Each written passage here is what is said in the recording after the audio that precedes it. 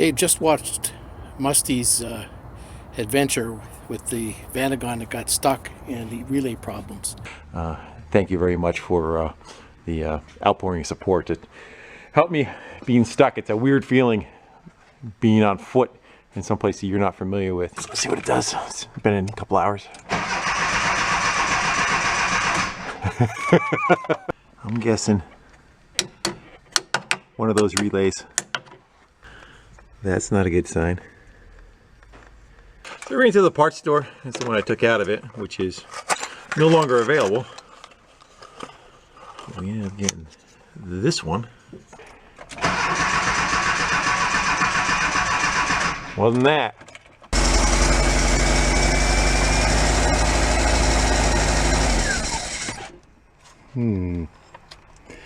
That seems kind of testy, doesn't it?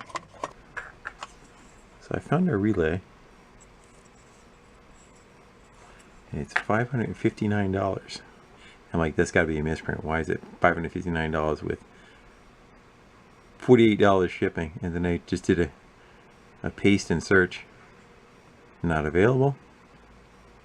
So it's like 50 bucks there, out of stock. Got the next one. And it's 50 bucks there, out of stock. And can you guess it? Out of stock. So it's made out of unobtainium. Alright, so after a little bit of homework, we found out that that relay is no longer available. And the one that is available is $559, and we're not doing that. Okay, so I added this relay here myself, which is a similar one. Okay, and then what I did, the reason for that was these wires here go to a heated oxygen sensor. I decided to install a heated oxygen sensor instead of the regular one. And okay, so there's the area where a relay came out, and both are the same number on this. And where is it?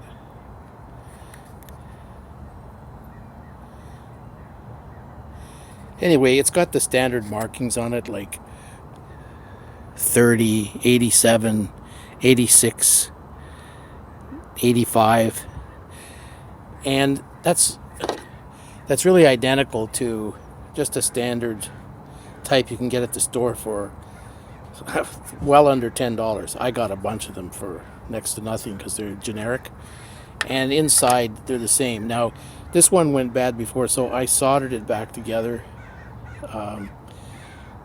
to make it flow electricity properly again, good conductivity. And so you can do the same thing with these. I broke the tabs off this with my fingers, and it's basically the same, and the numbers on here are the same. Now this bakelite is fragile. If you have to, if there's a bad connection with these rivets, just solder them.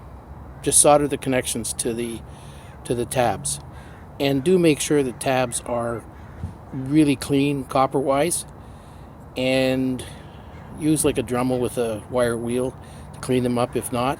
And then the other thing is, from having a Florida vehicle, I can tell you, and several of them, man, the humidity in Florida plays havoc with electrical connections.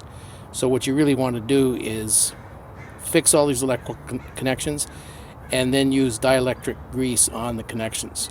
I had to do that with a Corvette and some other vehicles, and I had to do it with this one even though it's the Pacific Northwest here. It's pretty damp here. Anyway, so you can use the same ones, and I'll just show you how it works. This is the 1988 factory service manual circuit diagram. As you can see, it shows the same kind of relay as the cheap ones, and it doesn't appear to be necessary to have the diode working, just to have the signals in the right place on the right tabs. Verified by the cheap relay in place and the engine running, as you can see. I used JB Weld to put the original relay cover back on, and afterwards it's best to lubricate it with dielectric silicone grease to prevent future corrosion. I really appreciate Mustie1's videos as I've learned a lot from them. The Bentley service manuals have been invaluable to me as I went on my own vanagon adventures. Hope this helps some folks.